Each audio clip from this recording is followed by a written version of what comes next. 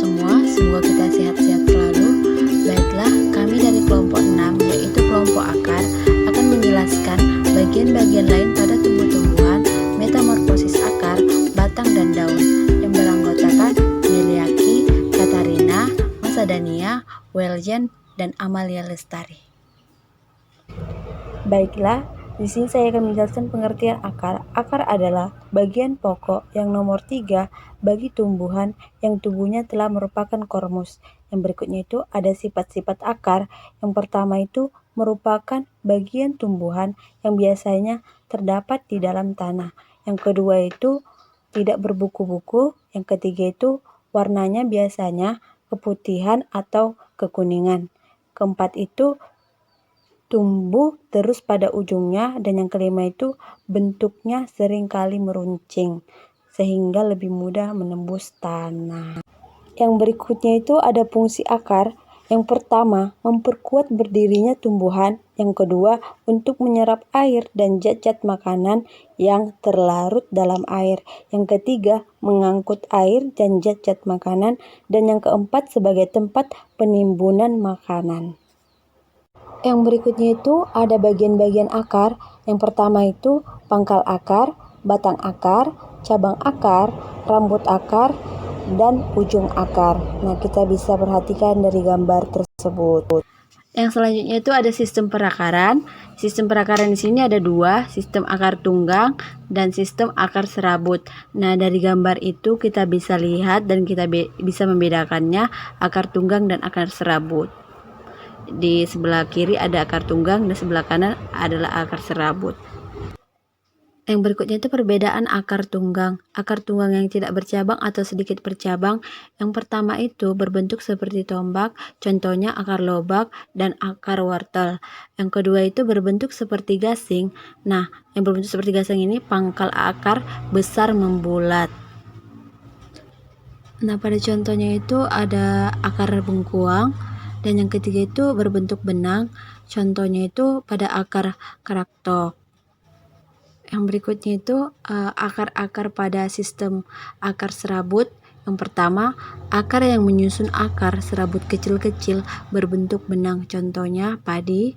Yang kedua itu akar-akar serabut kaku keras dan cukup besar seperti lobak, contohnya kelapa. Yang ketiga, akar serabut besar-besar hampir sebesar lengan, masing-masing tidak banyak memperlihatkan percabangan. Contohnya itu pada pandan. Baiklah, selanjutnya saya akan menjelaskan mengenai modifikasi pada akar. Menurut fungsinya, modifikasi pada akar itu terbagi menjadi 3 bagian.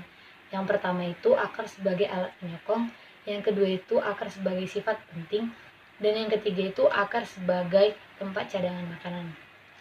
Akar sebagai penyokong itu terdiri dari beberapa macam akar. Yang pertama itu akar tunjang.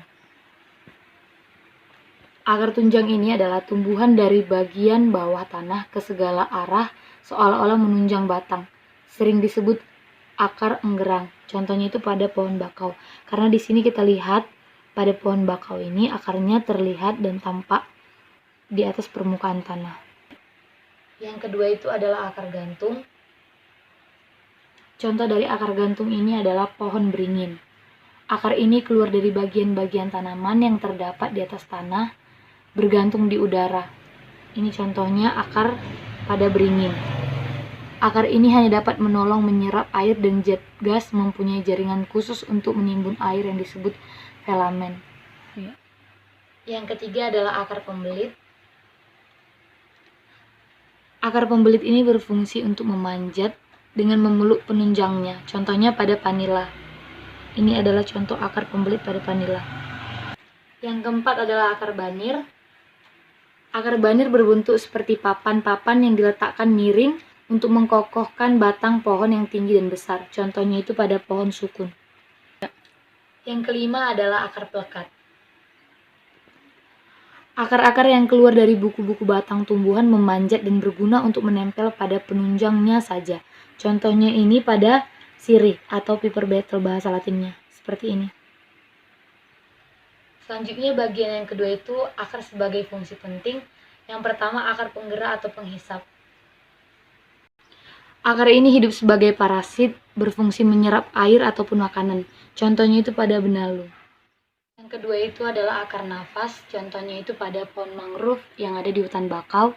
Cabang-cabang akarnya ini tumbuh tegak lurus ke atas dan berfungsi untuk menangkap udara yang ada di luar. Yang ketiga itu adalah akar lutut, contohnya itu pada pohon tanjang. Bagian akar yang tumbuh ke permukaan tanah kemudian membengkok lagi ke dalam tanah.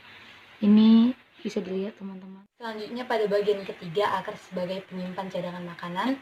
Kita bisa melihat contoh di sini, yaitu buah lobak, ada wortel, dan ada buah bit. Biasanya akar sebagai penyimpan cadangan ini merupakan modifikasi dari akar tunggang, akar yang akan dijadikan tempat penyimpan cadangan makanan. Jadi tempat penyimpan cadangan makan pada wortel itu pada buahnya yang ada di bawah tanah. Selanjutnya saya akan menjelaskan bagian-bagian lain pada tubuh tumbuhan, metamorfosis akar, batang, dan daun. Yang pertama ada kuncup atau gema. Kuncup atau gema merupakan metamorfosis dari calon batang dan daun. Bentuknya mengerucut dan memiliki rambut halus sebagai pelindung. Menurut tempatnya, kuncup dibedakan menjadi 3. Yang pertama, kuncup ujung atau gema terminalis. Kuncup ujung ini terdapat pada ujung-ujung batang dan cabang. Bentuknya dapat dilihat pada gambar. Yang kedua ada kuncup ketiak atau gema axillaris. Terdapat pada ketiak daun bagian samping batang. Bentuknya dapat dilihat pada gambar. Yang ketiga ada kuncup liar atau gema adventicus. Terdapat pada ujung dan ketiak daun. Contohnya dapat dilihat pada gambar. Ada juga tumbuhan baru yang tumbuh pada tepi daun. Contohnya cocor bebek. Dapat dilihat pada gambar. Selain itu ada juga tumbuhan baru yang tumbuh pada akar. Contohnya dapat dilihat pada gambar. Terdapat pada pohon bambu. Tunas dapat mengalami metamorfosis menjadi 3. Yang pertama, kuncup daun atau gema folifera. Kuncup daun merupakan tunas yang akan berkembang menjadi daun. Contohnya dapat dilihat pada gambar pada daun jambu.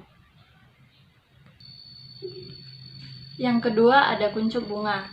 Merupakan kuncup yang tidak dapat berkembang menjadi tunas, melainkan menjadi bunga. Contohnya dapat dilihat pada gambar.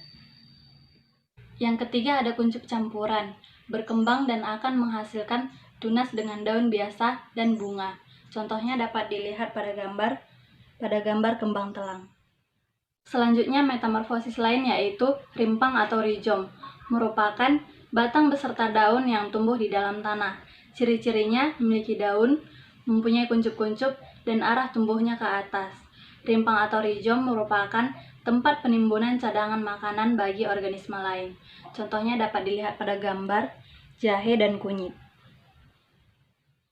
Metamorfosis selanjutnya ada umbi atau tuber. Umbi merupakan suatu badan yang bengkak, bentuknya tidak beraturan, dan merupakan penjelmaan dari batang dan akar. Umbi dapat dibedakan menjadi 3. Yang pertama ada umbi batang. Umbi batang merupakan penjelmaan dari batang. Jika ditanam, umbi akan ditumbuhi tunas-tunas daun. Contohnya dapat dilihat pada gambar. Kedua ada umbi akar. Umbi akar merupakan penjelmaan dari akar, tidak mempunyai daun. Contohnya dapat dilihat pada gambar singkong. Yang ketiga ada umbi lapis, merupakan penjelmaan dari batang dan daun. Bentuknya berlapis-lapis. Contohnya dapat dilihat pada gambar bawang merah. Terdapat sisi-sisi, kuncup, cakram, dan akar serabut. Baiklah, yang selanjutnya itu alat pembelit atau sulur, cirrus.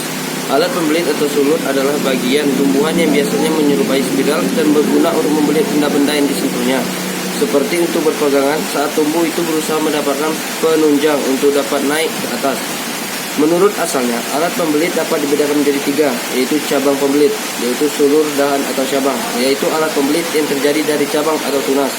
Contohnya pada tumbuhan bunga air mata pengantin, 2 anggur, 3 markisa.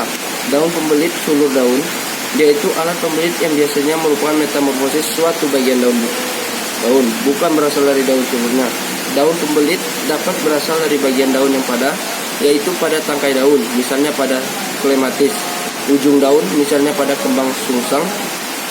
ujung ibu tangkai daun, pada daun majemuk misalnya pada kacang kapri. Yang ketiga, alat pembelit, akar pembelit, yaitu akar yang berubah menjadi suatu alat pembelit. Contohnya pada akar pembelit pada tumbuhan vanila. Yang selanjutnya yaitu piala asidium dan gelembung uricrus. Piala asidium merupakan ujung daun yang diubah menjadi badan menyerupai piala yang lengkap dengan tumbuhnya. Piala pada kantong semar. Yang selanjutnya itu gelembung. Gelembung uricrus merupakan semacam bulu yang berfungsi untuk menangkap serangga kecil yang hidup di dalam air. Gelembung pada rumput gelembung. Yang selanjutnya itu duri spina. Duri yang merupakan metamorfosis salah satu bagian pokok tumbuhan sehingga sukar ditinggalkan dari batang. Dan jika dapat ditinggalkan atau menimbulkan bekas luka pada tumbuhan, duri seperti ini disebut juga duri sejati. Duri sejati menurut asalnya dapat dibedakan dalam yang pertama yaitu duri dahan, spina polenum. Jika duri merupakan metamorfosis dari cabang atau dahan, bagian tengah duri terdiri atas kayu yang bersambungan dengan bagian kayu dalam batang. Baiklah, saya Amalia Lestari akan melanjutkan penjelasan dari teman saya, di mana kita akan membahas tentang alat-alat tambahan pada suatu tumbuhan. Yang pertama ada papila. Papila merupakan peninggi dinding sel epidermis suatu tumbuhan. Contohnya pada bunga talang atau Clitoria ternatea. Yang kedua ada rambut-rambut atau trikoma, di mana trikoma ini berupa sisik yang berada di kulit luar suatu tumbuhan. Yang pertama itu adalah sisik bulu. Sisik bulu contohnya sikas rumpi atau pakis haji. Yang kedua ada sisik lepis. Sisik lepis ini sisik yang berada di tangkai daun. Contohnya pada Durio zebetinus atau durian. Untuk yang ketiga ada bulu-bulu atau rambut halus di daun waru dan rambut kelenjar pada daun tembakau. Untuk alat-alat tambahan pada tumbuhan yang terakhir ada emergensia.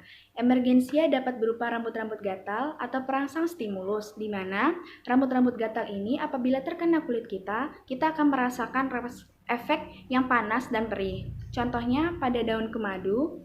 Untuk yang terakhir ada duri tempel.